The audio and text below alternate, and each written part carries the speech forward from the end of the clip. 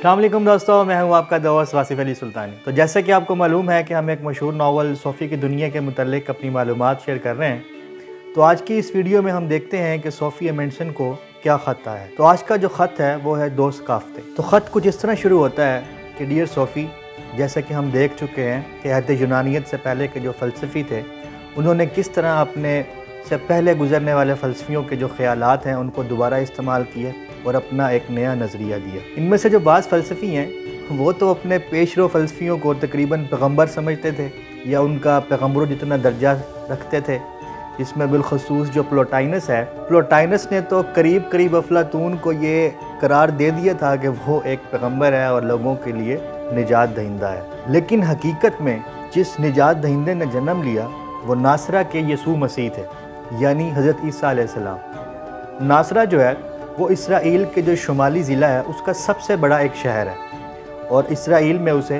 अरब का दारुल हुकूमत समझा जाता है, क्योंकि उसमें जो अक्सरियत आबादी है वो अरब मुसलमान की है, जिसमें से तकरीबन 69% जो है वो मुसलमान हैं और जो 31% हैं वो मसीही यानी क्रिश्चियंस हैं। तो इस बाब में हम देखेंगे कि किस तरह ईसाईयत जो है वो आहिस्ता आहिस्ता यूनानी और रूमी सकाफ़त में दाखिल होती है। यहाँ याद रखने की बात यह है, यहूदियों का जो ताल्लुक़ है वो सामी सकाफ़त से है और जबकि जो यूनानी और रूमी है उनका जो ताल्लुक़ है वो हिंदू यूरोपी सकाफ़त से है।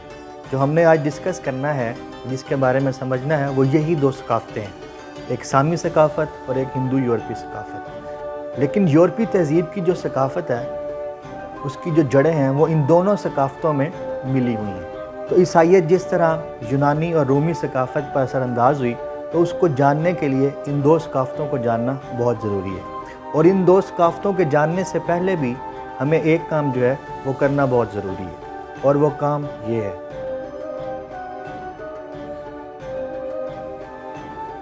समझ तो गए होंगे। खुदा हाफिज़।